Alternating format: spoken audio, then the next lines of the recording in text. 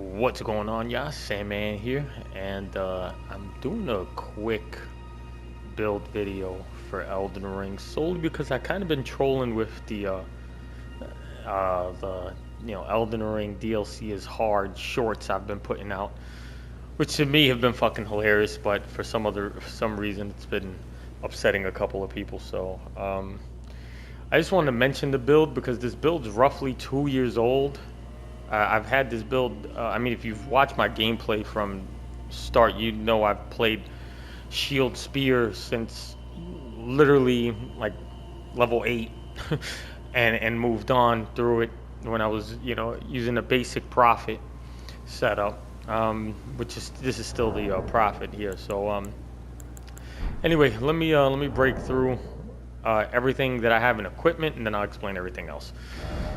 So in equipment, I'm using Mesmer's Spear, right? But primarily, a lot of the boss fights, I use this Lance here, which scales primarily on int, which as you can see, I have no int. Int's 14. But the frost buildup is good, and the piercing fang, like impaling thrust, those kind of moves that kind of circumvent armor work well. So that's why I use this. This is what I use for the final boss fight, and this is what pretty much I used on Mesmer also. It was comfortable for me to use in this setup, so that was the weapon. I sometimes use the Vykes spear. I do like the Vykes spear, but I've had a lot of fun with the new Mesmer spear, the Spear of the Impaler. The art on this is just so good. I mean, I absolutely love it. For even just playing around, it just feels more fun for the most part. And the fact that it's like a 3-piece combo versus just the one trick move. I like this over it. It's unfortunate that you can't add madness to this. But as we all know, madness procs don't necessarily build up on bigger enemies. They build up on like tarnished enemies like Sir Gideon Ofnir and like Ancient Dragon Man and like human-sized enemies. But once it's anything like any dragons, Mesmer, and anything like that, there is no madness procs on enemies, so it becomes almost like a dead effect for the most part. It makes more sense to do frost or bleed, especially. I've seen some superb bleed builds. I have Mogwin's spear here that's plus 10, but as you can see, I don't have enough arcane to even use it. I don't even know why it's in here, to be honest. And yeah, it's mostly spears. This is my go-to column here, minus Mogwin's Mog's spear. I use this one because this is actually scaled at least semi to what I have, but I prefer this one for bosses and for any shielded enemies too, because this bypasses the shield. If you're dealing with an invader, pretty much running almost this identical setup. So yeah. So I've got that's the seal. This doesn't matter, to be honest. I'm using the fingerprint shield, which you get at Lindell at the bottom catacombs after beating Moog in Lindell. You hit that thing and it opens up, and you gotta do the whole little jump puzzle all the way down. I'm playing around with this and this, to be honest, but they're not necessary to the builds, to be honest, especially not if you're PvE. This used to be good. They nerfed it. This does well, but again, because it's madness, it only procs on tarnished enemies, like the great potentate guys that are in Bonnie Village. This procs on, like enemies like that sized. You're not getting any procs off because madness doesn't afflict any demigods or dragons or so. It's a useless status effect for PvE. For the most part. I'm using Rakshasas as a full set, primarily because of the effect that increases damage dealt to foes, but greatly increases damage taken by the wearer. I think this is primarily just because where it falls in terms of the weight of everything. It's like it's not as strong as the other stuff, but it's 2% per piece. So this is an extra 8% damage right here in the Rakshasas. Where is Rakshasa located? Rakshasa is another tarnished size enemy, if memory serves. You get his armor, and yeah, so that's why I'm using this armor. As you can see, this is a level 275. If this was level, let's say 150, I'd probably throw maybe 50, 60 vigor. I'd have much less endurance, maybe by 20 points. I definitely have less strength. I'd have dex at least maybe 60. I'd have maybe a little bit less faith. I'd have maybe faith that goes up to whatever I would need for minimums. And I wouldn't run this talisman. I would run the Great Jar Shard, or I would change this talisman for the Great Jar Shard for the weight, just so I can run this without having to worry, with less endurance for the most part. So I'm running this for stamina recovery. When you are using the shield, you're gonna have to balance and anticipate the hits you're going to get on the shield and the throws of the pokes you're throwing out, and so that you don't burn out all your stamina. You have to let off of the block to allow your stamina to recoup much faster. If you stay on the block, your stamina doesn't necessarily recoup anywhere near as fast, regardless of what talisman you're wearing. So keep that in mind. I'm using this because this is a triple bonus here. It's HP, it's stamina, and equipment load. I'm using this to offset the physical damage negation. Like if I didn't have this on, for instance, then that would be the numbers, 19, 17, 21. But I do, and you can see that's a big difference. I think it's a flat increase of 20-ish. But yeah, so that's it. It's roughly that. I would change this for the final boss fight. I would change this to this. And I'll explain my thought process later on that. So, yeah. Then health, right? You honestly, it depends how you play. To be honest, you can throw way more pots into the red. I keep this because when I get called in, I'll have 4 health pots and 3 of the blue pots, and that makes it a little easier for me to kind of keep things balanced on, like when I'm assisting someone or when I'm doing invasions. Iron Jar Aromatic and the Flask of Wondrous Physic. You've seen me, I don't know if you have, but hopefully you have seen me run this combination with the Cerulean tier that lets you like have infinite FP, and then use the Unenduring Madness and continue it like going the entire time. It's hilarious. Shield Grease is my replacement for the Scholar Shield cast. That's the reason why I don't have the wand here anymore. Shield Grease has made that just easier for me to manage. Rainbow Stones is trolling, and Frenzy Flame Stones is heals. Normally I'll take these off as well as this when I'm about to summon a Mimic and do a boss fight. Solely because the Mimics get lost in dropping stones and drinking flasks for some reason, instead of actually like helping with the fight. So let me explain my thought process behind the Golden Braid. When you go to do the final boss fight, and spoiler alert right now, I'm just going to throw that out there right now just so it's mentioned. When you go to do the final boss fight, it's going to be a lot of holy damage on the second end. A lot of holy damage on the second end of it. And using the Golden Braid alongside the Greased Shield will negate a lot of the incoming damage that you'll get from the holy attacks that he does. You know, the multiple swings and the big yellow bomb that he does, because like center focus bomb, sometimes you can't really escape. If you can't escape, as long as you have the shield grease and you block it, you'll lose maybe 5% health or something like that. It's not a gigantic piece. It's something you can manage versus pretty much just eating shit when he detonates that,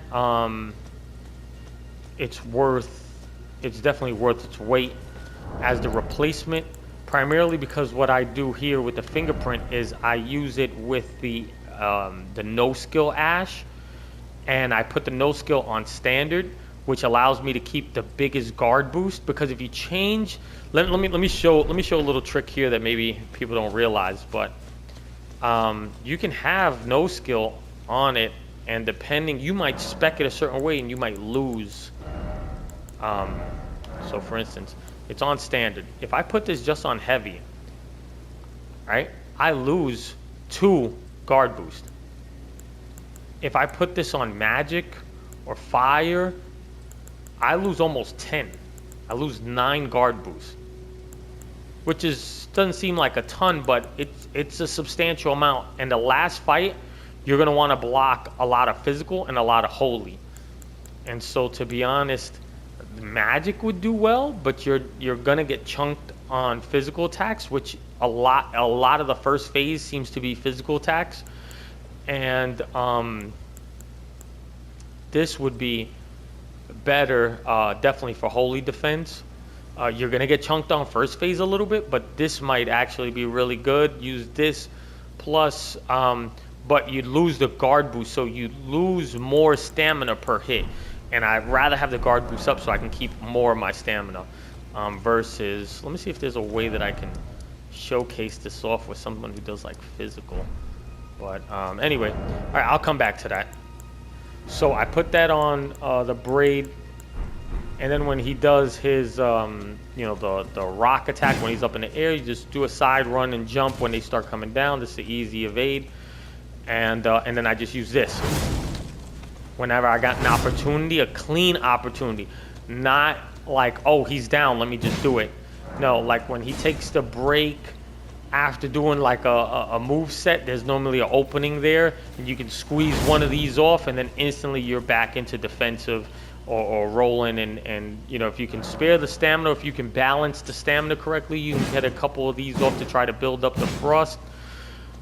This is no way in shape and form spec'd to proc frost fast or anything like that. Like I said, primarily this build is like this. This is what this build's been for. 2 years ago, this is what this build was. I didn't necessarily change a lot of anything. This is almost identical to what the build was, plus I want to say 15 levels. But you can run the same build at 150. You just have to trim off the fat in certain locations. You've got a lower endurance. You've got a lower strength for sure. You've got a lower dex, maybe at least 20 points. You've got to trim faith down at least maybe 10-20 points also. But it's definitely doable. Even at 150, you can do this. You can do this setup. So I just wanted to show this primarily because I know like everybody was like, oh, it's a cheap build, you're proccing bleed, or you're doing this, you're doing that. It's not a bleed build. I mean, the Arcane says, Arcane proves it's not a bleed build, to be honest. It's just a good build. There's good builds, and to be honest, this is not a hard-hitting build. This is actually a very weak build when it comes to damage output. It's not a phenomenal damage. It's not like a damage crushing thing. This is just, it is what it is. It's not, one or the other. It's a good defensive build. If you can play it as a defensive build, if you can manage your stamina, you're gonna do really well. Let me get into my casts and what I am and am not using for the most part. Okay, so I'm just gonna go in here and memorize spells. So as you can see, a couple of things are gone. From my initial build video, like there used to be a way to combo incants, and they removed that. You used to be able to do catch flame into some rocks or catch flame into a honed bolt, and it worked so well. It was really good in PvP, but they patched all of it, so it doesn't necessarily so I removed some of the stuff that I felt like I just didn't even have the need for anymore. I kept Catch Flame because the speed of this incant is just fast for like little mobs or throwing stuff out. I keep this for distance attacks. I keep this to use with for invasions for the most part, but this actually works really well in juggling or stance breaking certain enemies. This cast works really well. There was like a demi-human little monkey man who jumps around all over the place somewhere in Cerulean, and using this, I just like held him in one spot and absolutely just melted him down. I use this for someone at a distance also, kind of like how I would use this, but maybe higher up at certain angles that you can't really, like, this might chip the floor. Use this. Pestered Spears is a phenomenal incantation. This against bigger bosses does fucking obscene amounts of damage.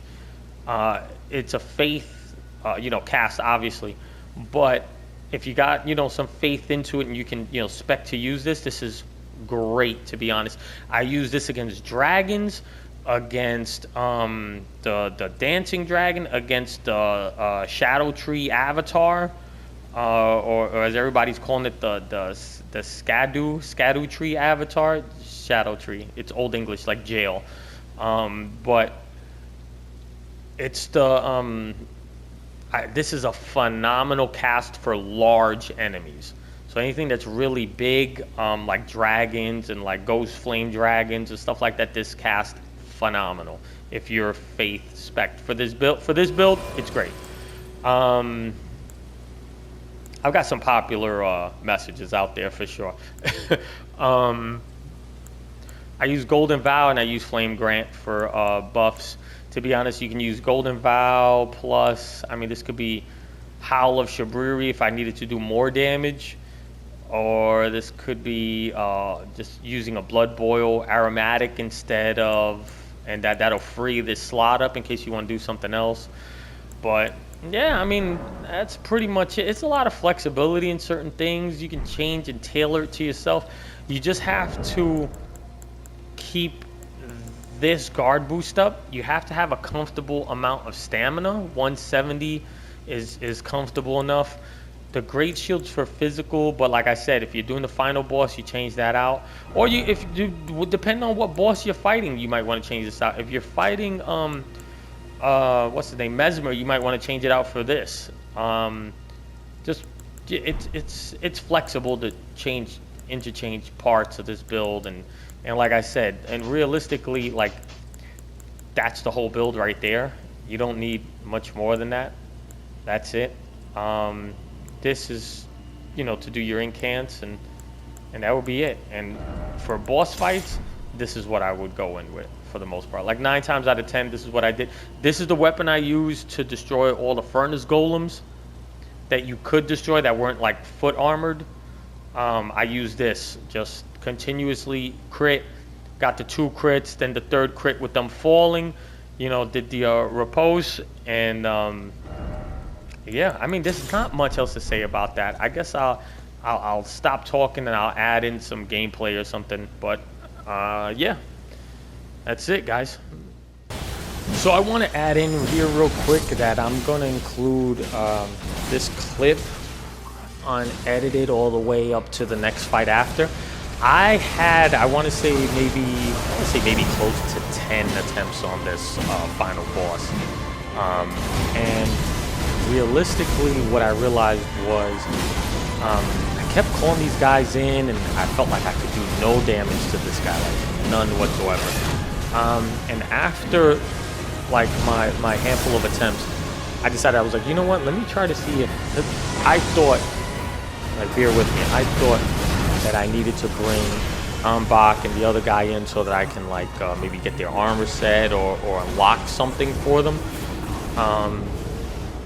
And then I started feeling like he was too difficult, and I was like, I wonder if, even if they're NPCs, I was like, I wonder if they're adding health to him. So I didn't end up summoning them in for this one. I was like, you know what, let me just run a solo by myself and see how it goes. And this had been the first time that I had run against him by myself, and as soon as I did that, I noticed a difference in damage. And I mean, it's going to be noticeable, and that's the reason why I didn't want to edit it. I wanted you to see the difference in damage just on, you know, just like in comparison's sake, from when you have the NPC summoned or when you have other people summoned versus when you go in and do it by yourself. And he has like a noticeable amount.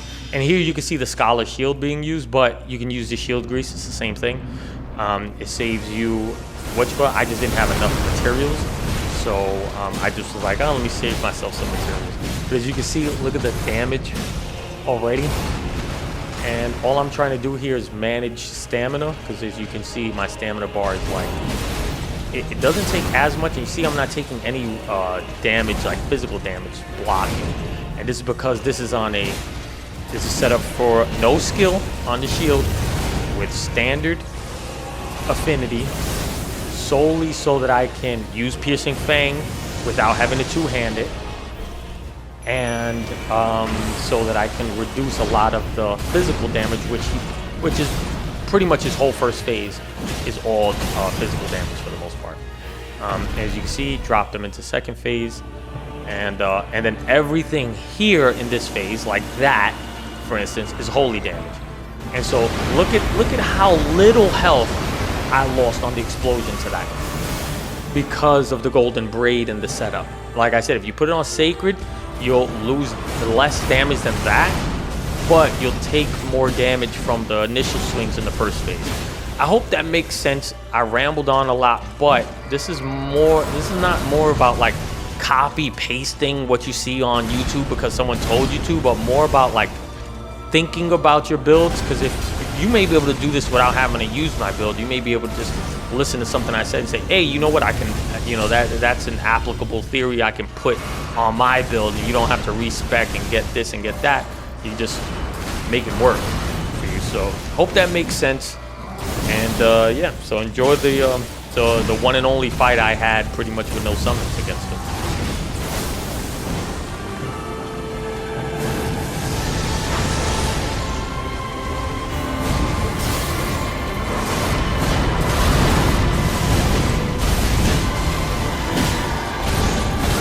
No, come on. 1,000 years.